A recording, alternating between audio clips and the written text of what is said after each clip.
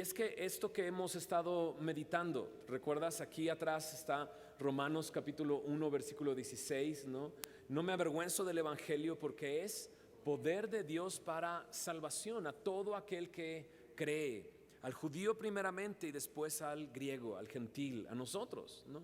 Y es maravilloso que este versículo, que ha sido la columna vertebral de todo este libro de Romanos, está llegando a un punto en el capítulo 12 en que eso debe de verse en el creyente. Ese poder para salvación debe afectar mi vida, ¿no? Y afectar mi vida en todo ámbito de mi vida, desde mi trabajo, mi hogar, mi casa, todo lo que está a mi alrededor. Y estamos adentrándonos a este capítulo 12, viendo cómo lo primero es mi relación con Dios y cómo debo de rendir completamente mi vida a Él. Lo dice en el versículo 1, entregando tu cuerpo, presentando tu cuerpo como sacrificio vivo, santo, agradable a Dios. Es lo más lógico. Es lo más lógico después de haber escuchado todo lo que Dios ha hecho por nosotros. Lo más lógico es que vengamos y le presentemos nuestro cuerpo. Pero vimos luego el versículo 2 donde me habla de renovar mi mente, cómo Dios quiere renovar mi mente. Hay tantos conceptos en mi cabeza que a través de la palabra van siendo renovada mi mente y va transformando mi ser y empiezo a ver las cosas de diferente manera, ¿no? Vimos la semana pasada cómo el entendimiento estaba entenebrecido, pero ahora en Cristo ese entendimiento está siendo renovado, ¿no?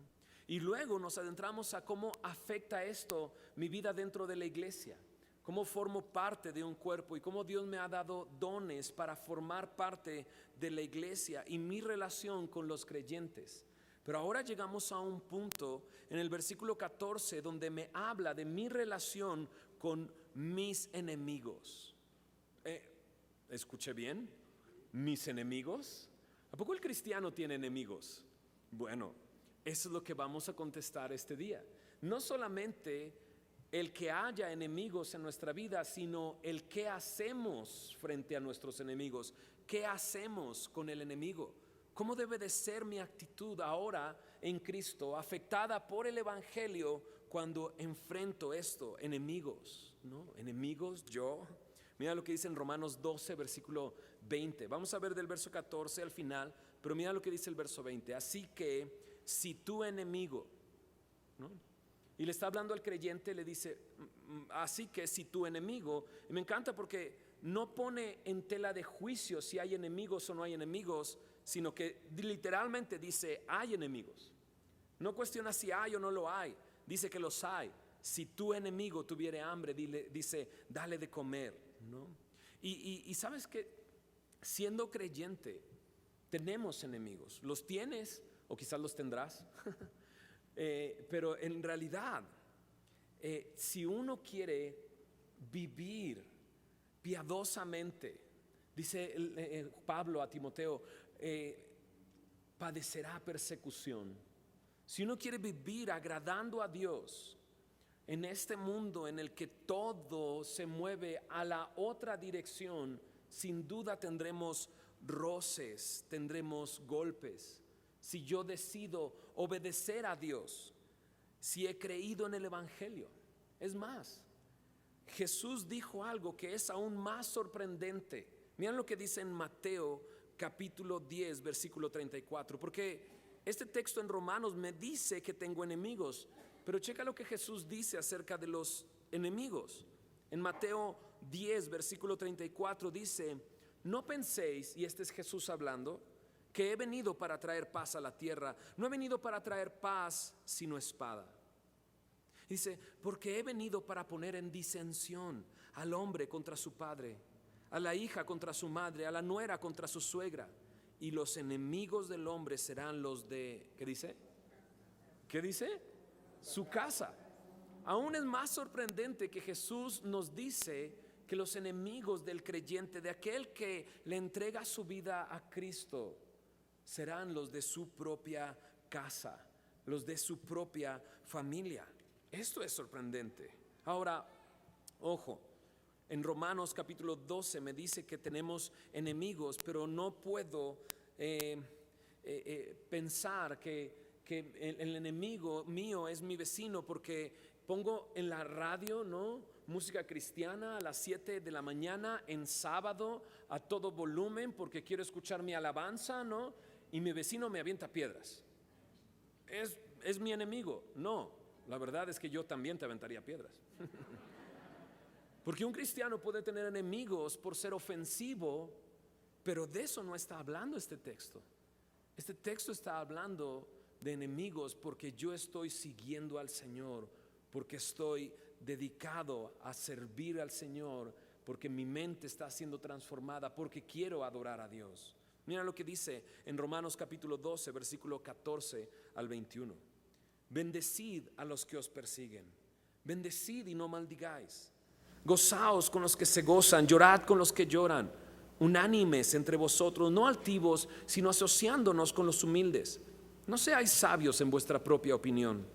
No paguéis a nadie mal por mal. Procurad lo bueno delante de todos los hombres.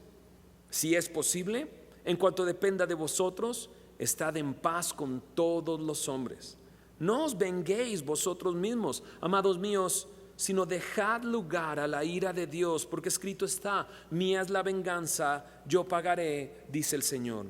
Así que, si tu enemigo tuviere hambre, dale de comer. Si tuvieres sed, dale de beber, pues haciendo esto, ascuas de fuego amontonarás sobre su cabeza.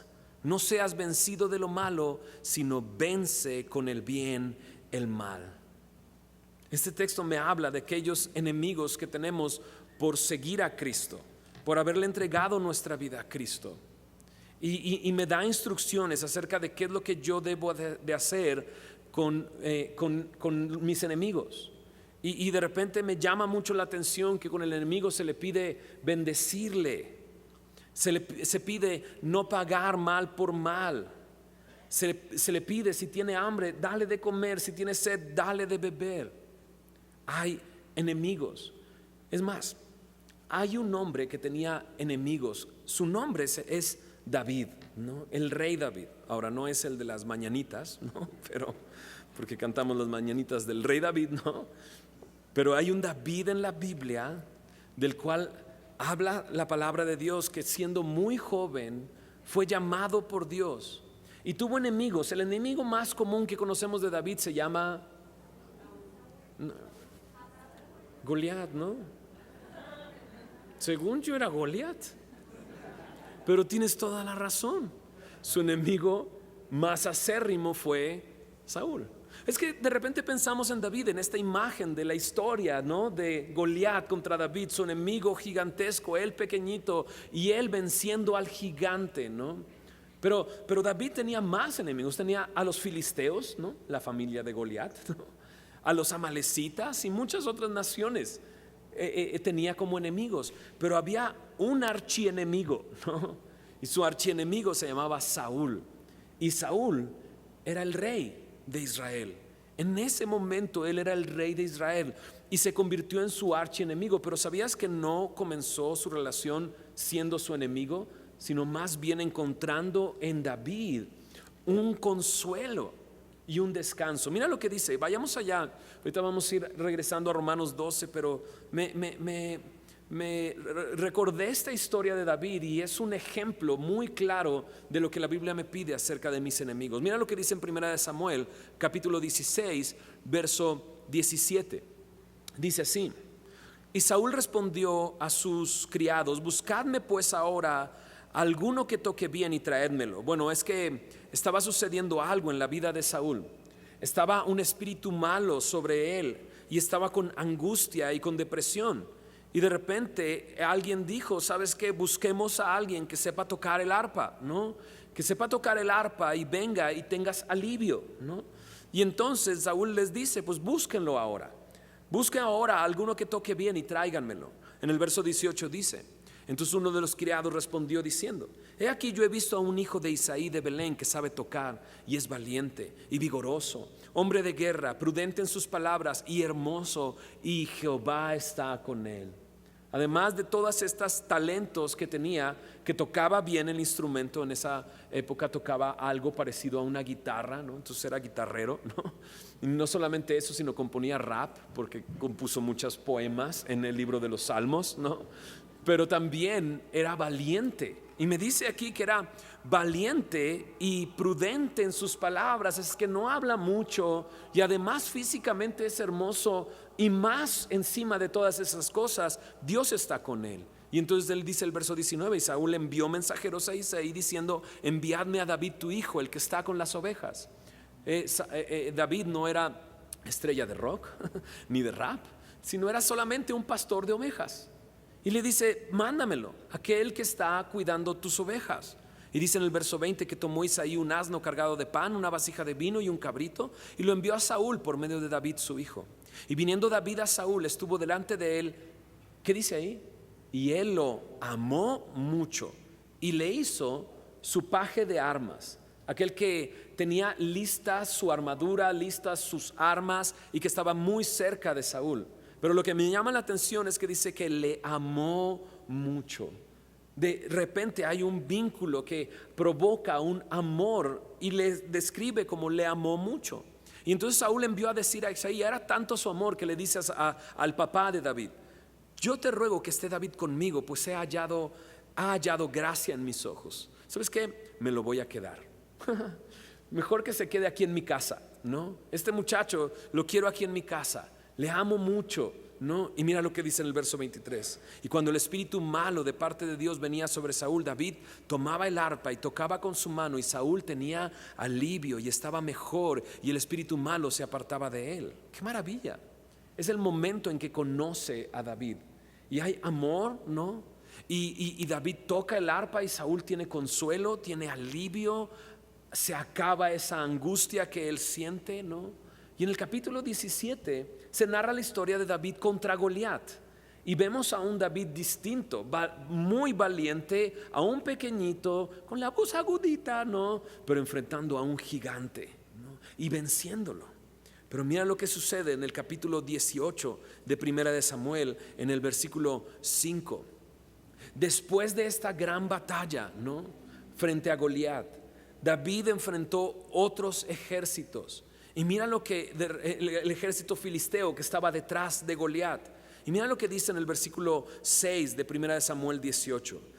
Aconteció que cuando volvían ellos, cuando David volvió de matar al filisteo, salieron las mujeres de todas las ciudades de Israel cantando y danzando para recibir al rey Saúl, con panderos, con cánticos de alegría y con instrumentos de música. Y cantaban las mujeres que danzaban y decían: Saúl hirió a sus miles y David a sus 10,000, ¿no?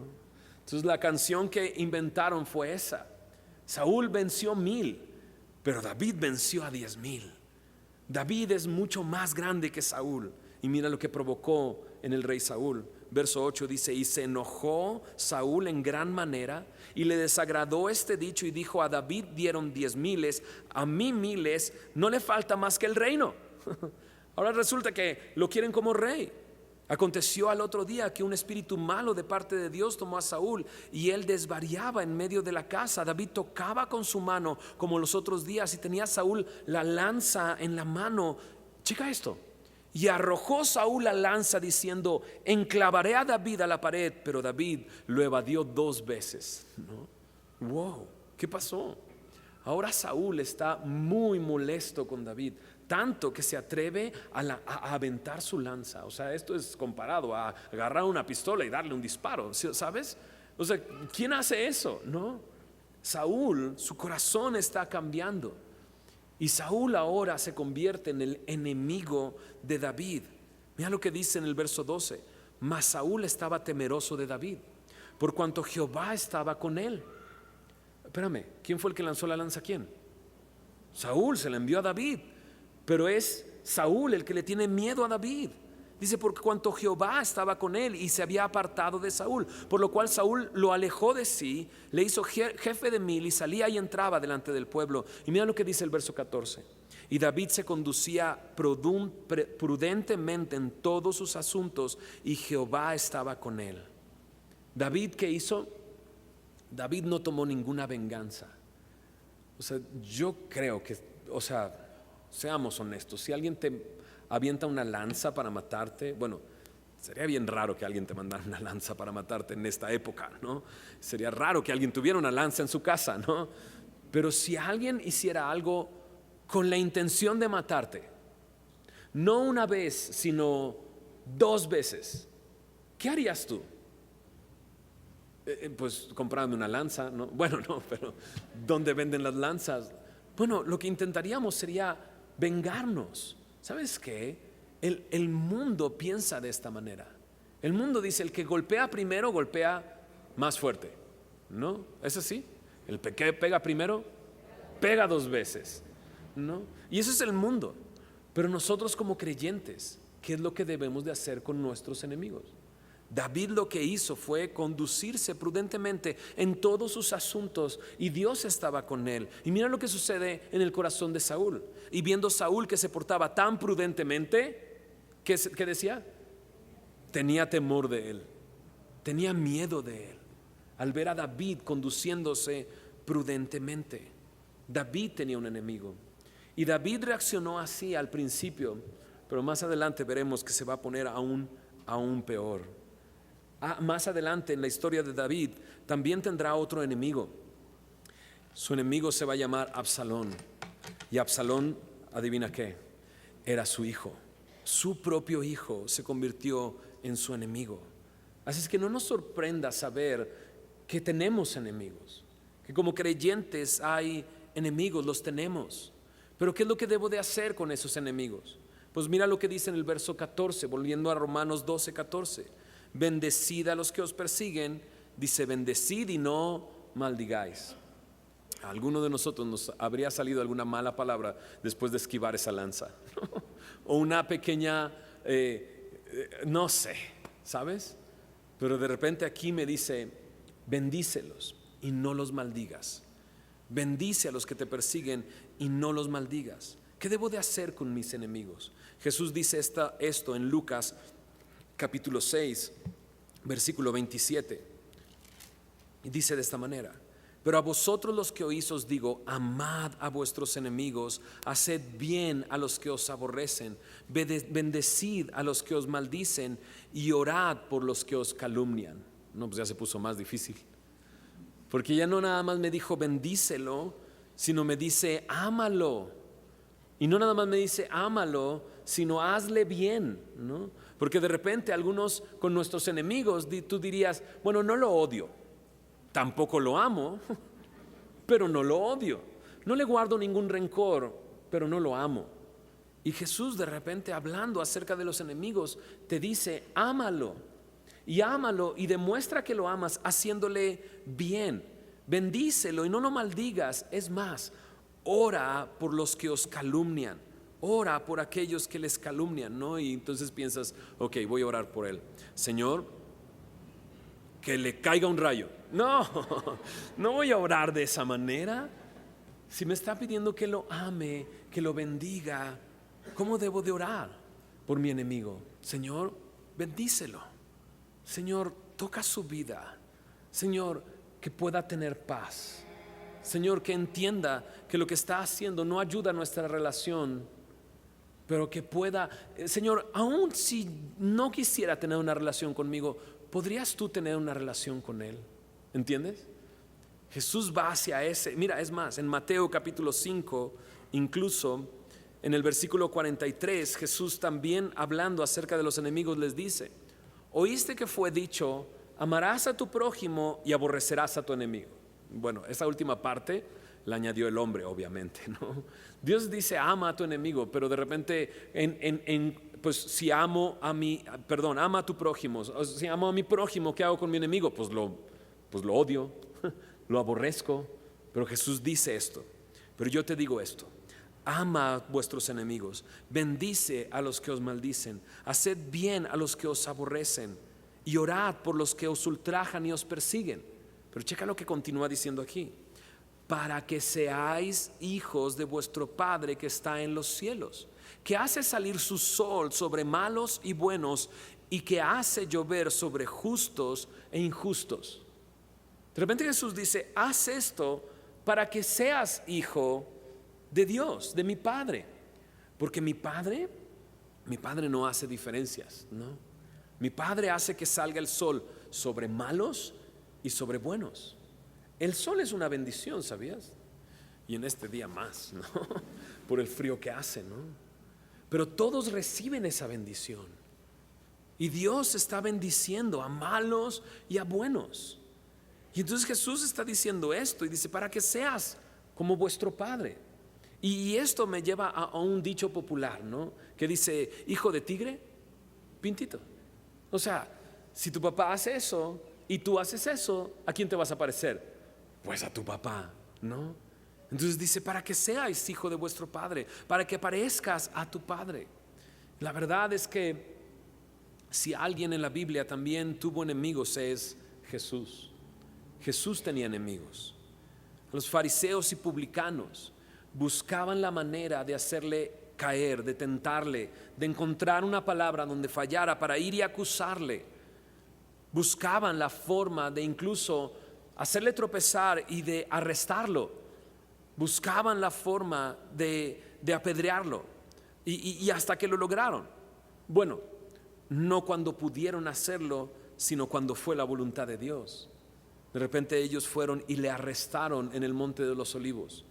El Señor Jesús sabía que la hora estaba llegando y entonces va al Monte de los Olivos a orar, y es ahí donde los fariseos, publicanos, los guardas del templo van y lo arrestan, lo toman. Y es impresionante ver la escena porque uno de sus discípulos, al cual le lavó los pies esa misma noche, con el que compartió el pan y el vino esa misma noche, estaba ahí y lo entregaba traicionándole con un beso. Acercándose a él y mostrándose amigo, de esa manera lo señaló como la persona a la que tenían que arrestar. Y Jesús va a dar a casa de Caifás. Y la imagen que yo tengo de Jesús en ese lugar es, está siendo juzgado injustamente. Cuando le preguntan directamente, ¿eres el Hijo de Dios? Y él contesta, tú lo has dicho, ¿no? Ellos se rasgan las vestiduras, dicen esto es una blasfemia y comienzan a golpearlo, literalmente como si lo estuvieran linchando. Comienzan a golpearlo, arrancan cabellos de su barba, le dan puñetazos. Esa es la palabra que se utiliza en Marcos y en Mateo para describir ese acto. Le tapan sus ojos. Es más, mira lo que dice en Marcos en el capítulo 14, en el versículo 65. Marcos 14, 65 dice, y algunos comenzaron a escupirle, a cubrirle el rostro y a darle de puñetazos y a decirle, profetiza. Y los alguaciles le daban de bofetadas. En Mateo 26, 68, en esta misma escena les dice, profetiza y di, ¿quién te golpeó? A ver, adivina quién fue el que te dio este golpe. Imagínate, porque cuando tienes los ojos abiertos te están golpeando, ¿no? Por lo menos haces esto para recibir el golpe, pero si están tus ojos vendados, no tienes manera de saber de dónde viene el golpe. Y Jesús recibiendo esos golpes y le están cuestionando y preguntándole, a ver, dime quién te pegó. ¿Tú crees que Jesús sabía quién le había pegado? Sí. Es más, te voy a decir una cosa. Juan capítulo 2, 25 dice que no había necesidad de que le dieran testimonio de los hombres, porque él sabía lo que había en el hombre. O sea, no solamente sabía Jesús quién le había golpeado, sino sabía su nombre, lo que había desayunado esa mañana, quién era su familia, con quién vivía, con quién se relacionaba. Conocía todo de ese hombre, y esos hombres lo golpeaban y le incitaban y le decían, ¿quién te golpeó? Jesús es llevado al juicio romano, en donde deciden atender a la petición del pueblo y crucificarle. Y va a la cruz, y estando en la cruz, sus enemigos haciendo burla de él, repartiendo sus vestidos, lo que sale de la boca de Jesús hacia sus enemigos no es hacia ellos, sino es una oración. Y dice Jesús, perdónalos, Padre, porque no saben lo que hacen. Jesús tenía enemigos. Cuando Jesús te dice, ama a tus enemigos, bendíceles, hazles bien, ora por ellos, no te lo está pidiendo o no te está pidiendo algo que Él no haya hecho, sino que Él lo hizo. Él bendijo a sus enemigos, Él oró por sus enemigos, Él les hizo bien. Cuando le arrestaban, uno de sus discípulos tomó una espada y le cortó la oreja a uno de los soldados. Pedro le cortó la oreja a Malco. ¿Y qué hace Jesús? Le hace bien. Toma su cabeza, pone su mano sobre su oreja y restaura su salud, restaura su oreja.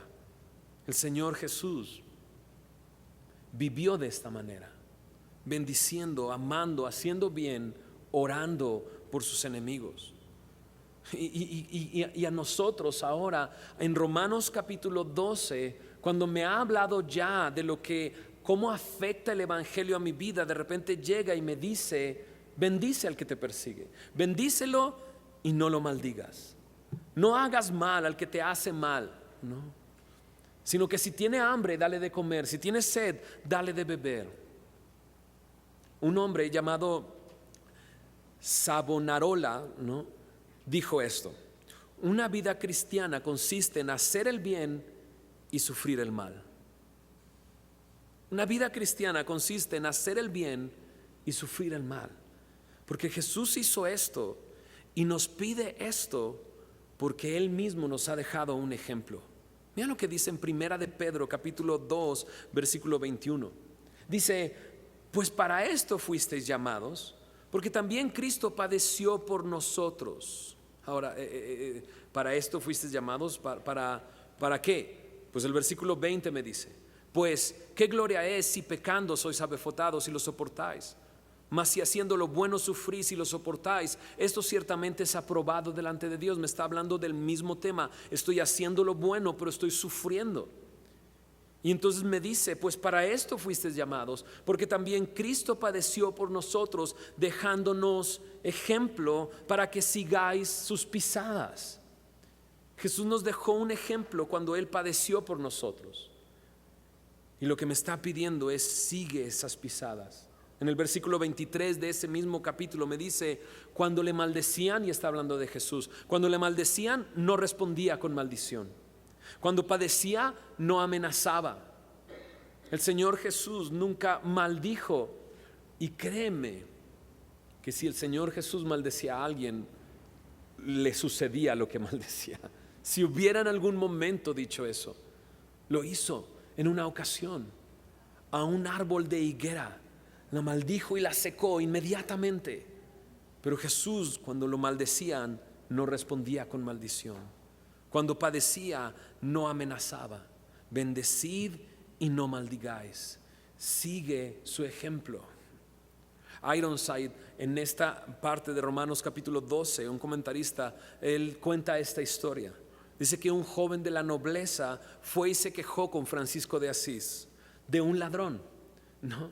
Fue y se quejó acerca de un ladrón y le dijo a Francisco de Asís, el granuja se robó mis botas, ¿no? Y lo que le respondió Francisco de Asís fue, persíguelo, rápido, alcánzalo y dale también tus calcetines. Le va a faltar calcetines para que se ponga sus botas.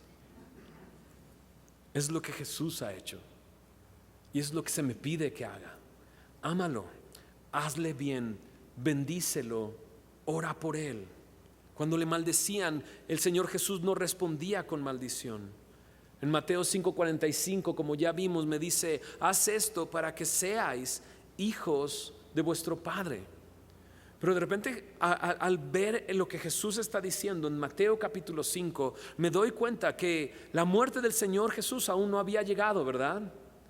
Él dice, haz esto y te parecerás al Padre. Te parecerás como un hijo de Dios. Pero déjame hacerte una pregunta. ¿Has recibido el Evangelio? ¿Has recibido al Señor Jesús? ¿Has creído en su nombre? ¿Le has entregado su vida? Déjame decirte una cosa, ya eres hijo de Dios. Y ya no es lo hago para que me parezca, sino porque lo soy, lo hago.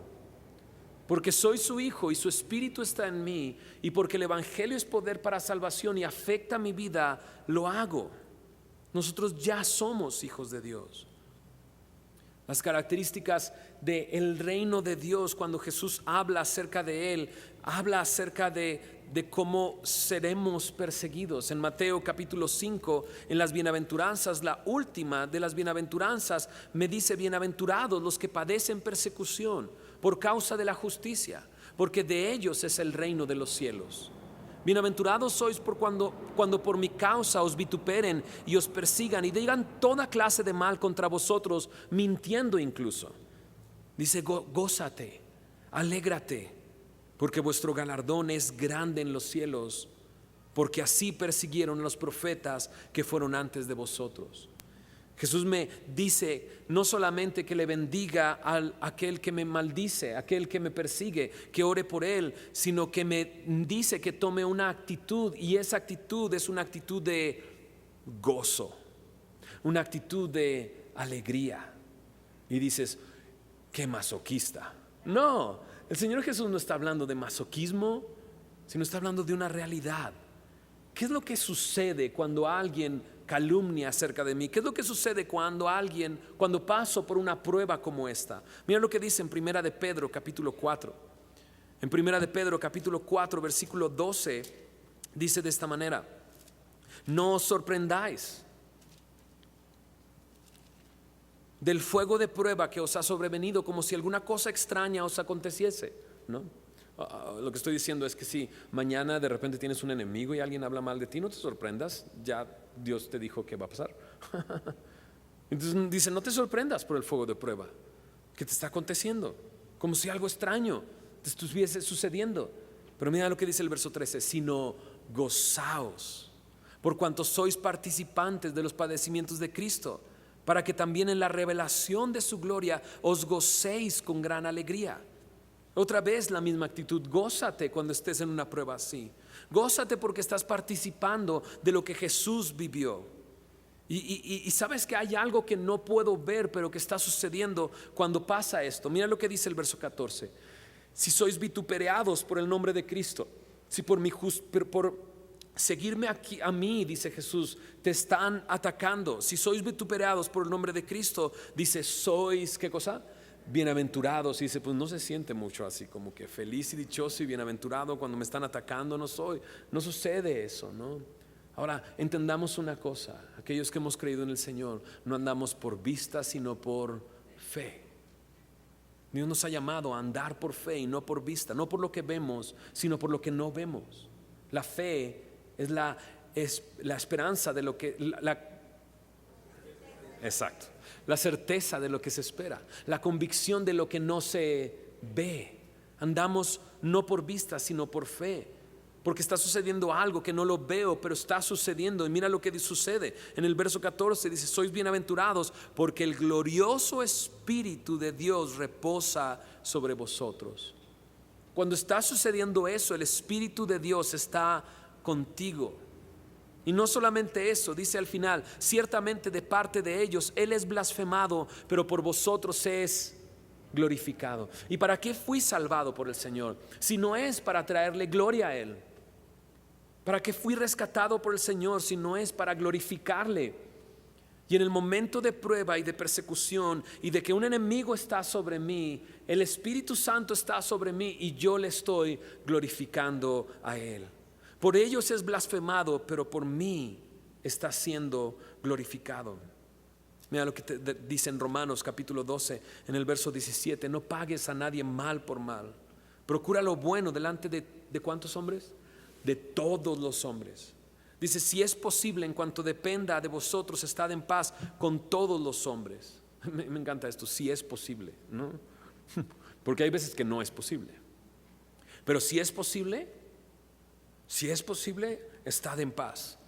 En cuanto dependa de ti, ¿no? Sería raro que aún dependiendo de mí para estar en paz yo no lo haga. Si es posible, me dice, y si depende de ti, está en paz con todos los hombres. Hace algún tiempo un vecino que ya no es mi vecino, ¿no? Sí, es un vecino que ya no es mi vecino. Vivía enfrente y algo le molestó, ¿no? Y de repente llegó, me encontró afuera de la casa, ¿no? Vivo en una pequeña privada, ¿no? Y me encontró afuera de mi casa y de repente me la cantó, ¿no? Así de, ¿sabes que no te metas en mis asuntos, ok? O sea, yo te he respetado, tú respétame, no te metas en mis asuntos, ¿ok? Y yo así de, ¿en qué? ¿Qué pasó? En otro momento, ¿no? Mi adrenalina hubiera dicho, pues ¿qué te hice? ¿Y qué te importa? Pero en ese momento el Señor con su espíritu me trajo paz y calma. Entré a mi casa, le platiqué a mi esposa, le dije, ¿qué pasó? No entendí, pero me dice que no me meta con él, ¿no? Y le dije, ¿sabes qué? Sí me voy a meter con él. Vamos a orar. Y oramos. ¿Y sabes cuál fue mi siguiente acción? Mi siguiente acción fue a comprarle un pie en la tienda de la esquina, ¿no? Un pastel. Dije, le voy a llevar un pastel y le voy a pedir una disculpa por si acaso hice algo que estuvo mal y yo quiero estar en paz con él. Si depende de mí, lo voy a hacer. Si me avienta el pastel en la cara, pues bueno, ni modo. Ya entendí que no me tengo que meter. Pero llegué con el pie y ¿sabes qué pasó? Lo recibió. ¿Y sabes qué? Se disculpó. ¿Sabes qué? Perdón, andaba muy tenso y te dije eso, la verdad, discúlpame. Y yo así de, no, tú discúlpame, no, tú discúlpame, no, tú discúlpame. No me invitó a comer el pie. Pero en cuanto dependa de ustedes, estad en paz con todos los hombres. Mira lo que dice el verso 19. No os venguéis vosotros mismos, amados míos, sino dejad lugar a la ira de Dios, porque escrito está, mía es la venganza, yo pagaré, dice el Señor. Lo que está diciendo es, deja que Dios se encargue de esto. Cuando estábamos viendo a Jesús y como decía, cuando le maldecían, Él no respondía con maldición. Cuando no amenazaba, continúa diciendo y dejaba. Pues mejor lo leemos, ¿no? En Primera de Pedro, capítulo 2, al final dice, cuando no amenazaba, sino encomendaba la causa al que juzga justamente. El mismo Jesús le encomendaba a Dios, a su Padre, lo que estaba sucediendo. Y es lo que me pide que yo haga también. No os venguéis vosotros mismos, deja que Dios juzgue. Y qué maravilla, porque de esa manera Dios va a juzgar justamente, ¿no? Y luego dice en el versículo 20, así que si tu enemigo tuviere hambre, dale de comer, si tuviere sed, dale de beber, pues haciendo esto, ascuas de fuego amontonarás sobre su cabeza. Cuando de repente el enemigo está tan enojado y tiene hambre y tú le llevas algo de comer, cuando tiene sed le llevas de beber, se va a sorprender, se va a quedar así de ¿por qué haces esto? Dice ascuas de fuego amontonarás sobre su cabeza. Era una tradición en Etiopía, que los hombres cuando habían hecho algo vergonzoso, algo que estaba mal, se les ponía como una vasija en la cabeza con carbones encendidos encima de ello, y eso demostraba y hacía que los demás que lo vieran su vergüenza y su culpa, ¿no? Pero le pusimos pausa a una historia, la historia de David, ¿recuerdas? Mira, acompáñame a Primera de Samuel de nuevo para ver la resolución de esta historia de David, porque Saúl continuó estando encima de David, aun cuando David le causaba temor a Saúl porque se conducía prudentemente. Y eso es precisamente lo que Dios nos está pidiendo en Romanos capítulo 12, que seamos prudentes en nuestro caminar. Dios está con nosotros. Y no tomar una acción de maldad, de maldición, vengarme pagando mal por mal, ¿no? Sino que me está pidiendo que me conduzca prudentemente como un hombre creyente que está confiando en Dios en todos sus asuntos. ¿Y sabes qué? David vivió así, de esa manera. Mira este momento en la historia de David, en 1 Samuel capítulo 24, en la que Saúl se entera que David está en cierta región. Y mira lo que dice en el verso 2, porque Saúl no va a hacer las paces. Tomando Saúl 3,000 hombres escogidos de todo Israel, fue en busca de David. No llevaba 3,000 para cargar el pastel tan grande que le quería llevar a David, obviamente, sino 3,000 hombres escogidos. Me habla de 3,000 guerreros, 3,000 soldados. Y dice, fue en busca de David y de sus hombres por las cumbres de los peñascos de las cabras monteses. Y cuando llegó a un redil de ovejas en el camino, donde había una cueva, entró Saúl en ella para cubrir sus pies. Y oh sorpresa, David y sus hombres estaban sentados en los rincones de esa cueva, ¿no? Entonces Saúl va persiguiendo a David, ve una cueva y se mete a esa cueva. ¿no? Y adentro de esa cueva resulta que está David escondido en esa misma cueva, y Saúl está solo, sin vigilancia, sin ningún guardia alrededor. ¿Qué entró a hacer ahí? Pues aquí dice que para cubrir sus pies. Algunos en verdad creen que lo que fue a hacer sus necesidades, ¿no? Y David y sus hombres están ahí sentados. Y mira lo que dice en el verso 4. Entonces los hombres de David le dijeron: he aquí el día de que te dijo Jehová, he aquí que entrego a tu enemigo en tu mano y harás con él como te pareciere. Los amigos de David llegan y le dicen: aquí está el enemigo en tus manos. Y es más, Dios te trajo al enemigo en tus manos, aquí está. Y Dios te dijo que hagas con él lo que te pareciere. Y dice: se levantó David y calladamente cortó la orilla del manto de Saúl. Saúl está ahí, ¿no? Y él agarra el manto y lo corta con cuidado, sin que Saúl se diera cuenta. Y me dice en el verso 5: después de esto se turbó el corazón de David, porque había cortado la orilla del manto de Saúl. O sea, imagínate si lo hubiera tocado. Solamente tocó su vestimenta y ya estaba turbado su corazón.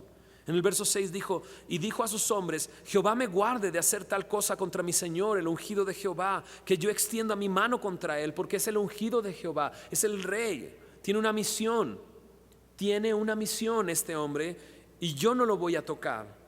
Así dice, reprimió David a sus hombres con palabras y no les permitió que se levantasen contra Saúl. Y Saúl, saliendo de la cueva, siguió su camino. Me imagino la escena completamente. Y David calmando a sus amigos y todos así, no, y nadie diga nada, y no lo van a tocar.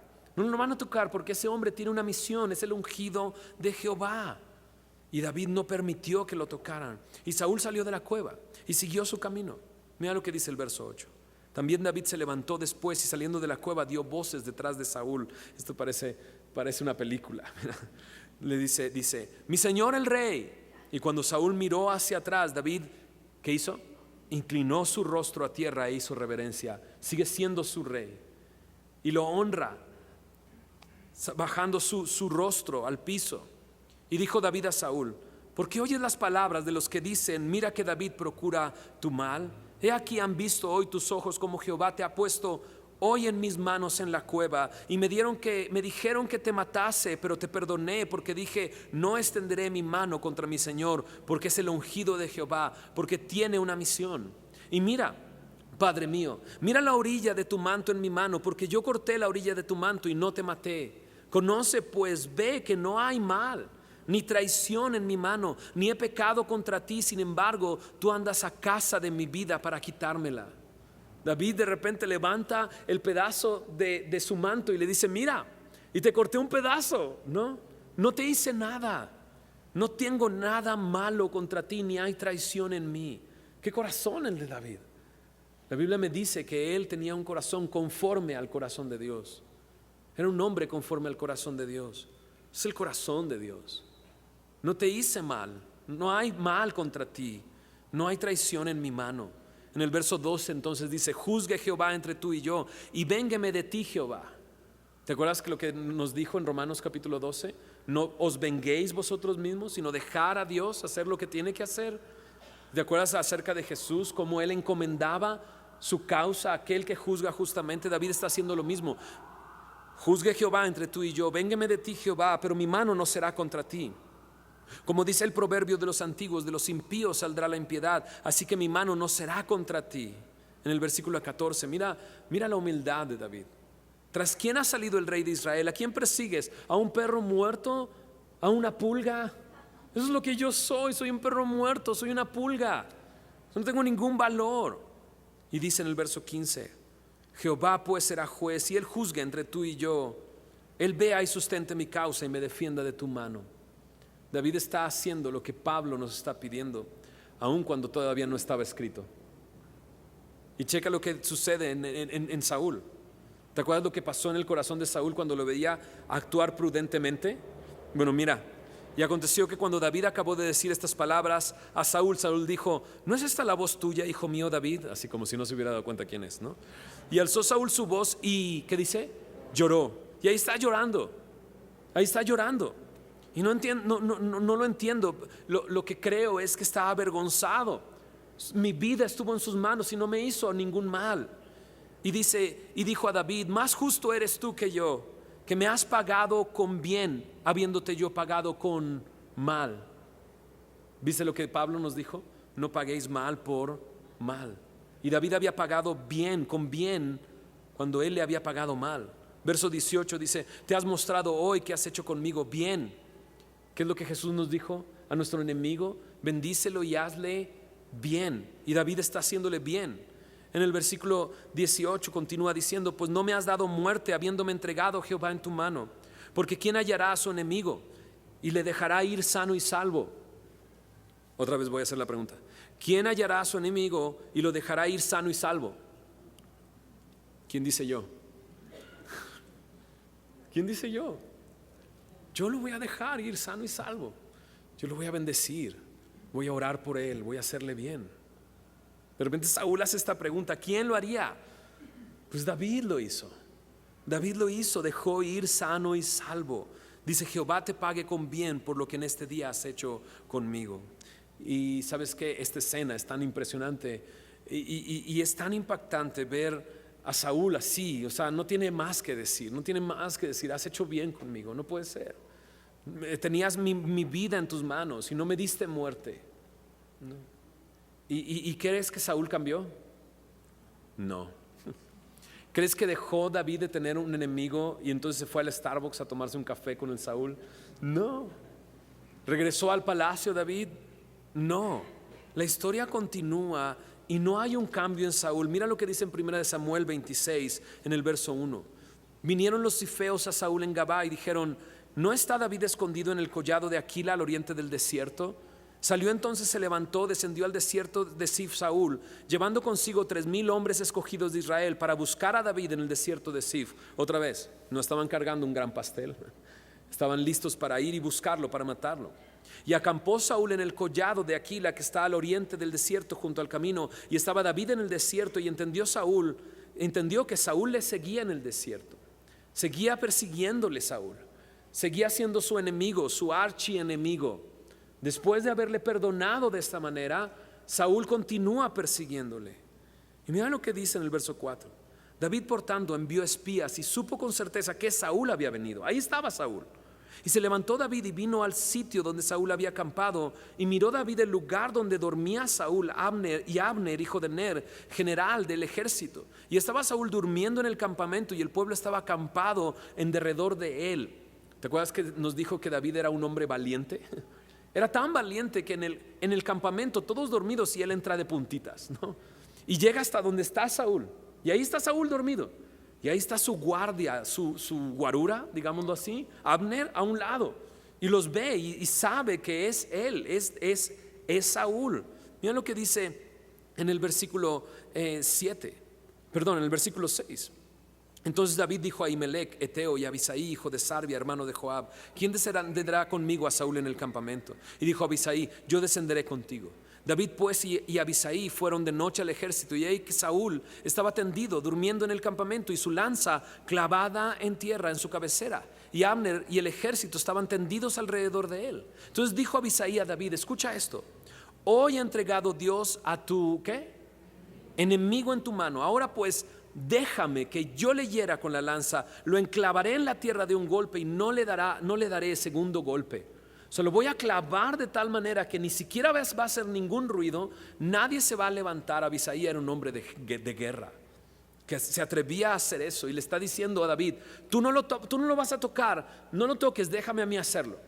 Yo acabo con él, yo lo mato de un golpe, no va a haber necesidad de un segundo golpe. Y David respondió a Abisai: no le mates, porque ¿quién extenderá su mano contra el ungido de Jehová y será inocente? Vive Jehová, que si Jehová no le hiriere, o a su día llegue para que muera, o descienda en batalla, perezca. Guárdeme Jehová de extender mi mano contra el ungido de Jehová. Él tiene una misión. Saúl tiene una misión. Una persona ungida es una persona que recibía una misión. Y cada vez que veo a David diciendo eso, lo único que viene a mi mente es esta: la misión es hacerle la vida imposible a David. ¿Tú crees que aquel que se burla de mí, Dios le dio esa misión de burlarse de mí? La verdad es que creo que sí. O sea, déjame decirte una cosa, si no tienes ningún enemigo, hay muchas preguntas que hacerte. Si no tienes ningún enemigo, hay muchas preguntas que tienes que hacerte. Si realmente estás siguiendo al Señor, si realmente estás viviendo para agradarle y adorarle, porque aquel que quiere vivir para agradarle tiene enemigos, ¿no? Y si tienes enemigos, la verdad es que son una bendición para ti, porque el Espíritu glorioso de Dios reposa sobre ti y le glorificas. Mientras ellos blasfeman al Señor, tú le estás glorificando. Y la prueba de la fe produce paciencia, haciendo hombres perfectos y cabales. Ahí está Saúl y tiene una misión, y pareciera que la misión es hacerle la vida imposible a David, y lo está logrando. Y David una vez más está frente a él con la posibilidad de matarle y no lo hace. Pero ¿sabes qué hace David? Agarra la lanza, no, agarra la vasija de agua que estaban ahí en la cabeza de Saúl y se va de puntitas y sale de ahí. En el versículo 17 dice que David le habló a Saúl ya fuera del campamento.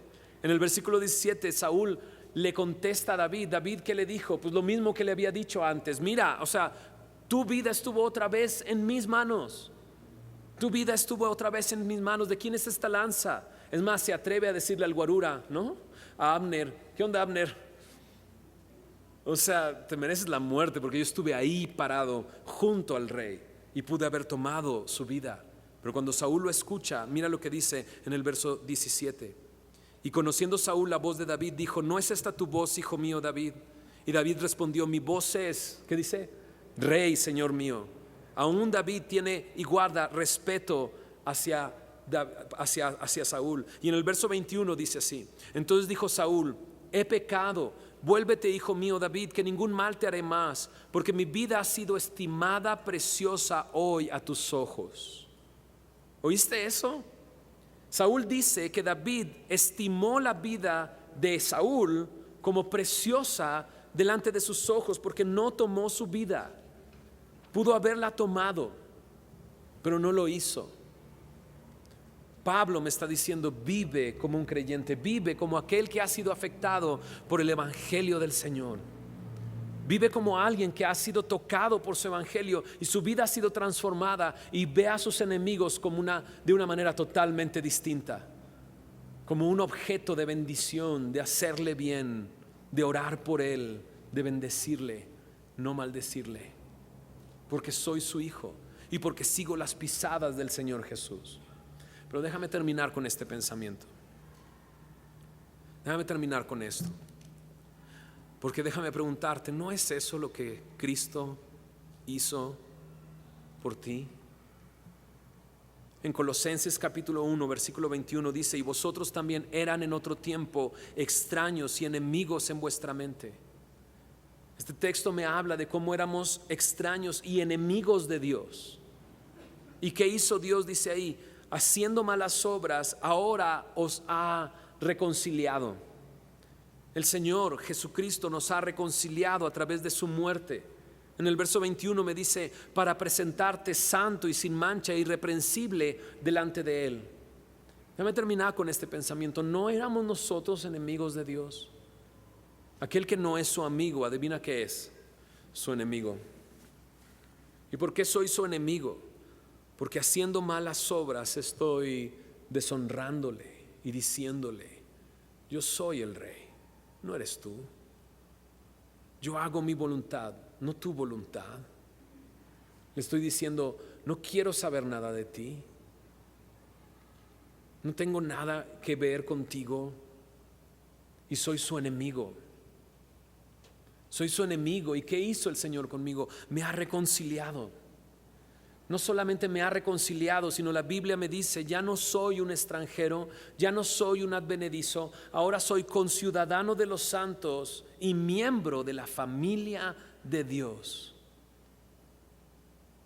El Señor Jesús, aun cuando nosotros éramos sus enemigos, Él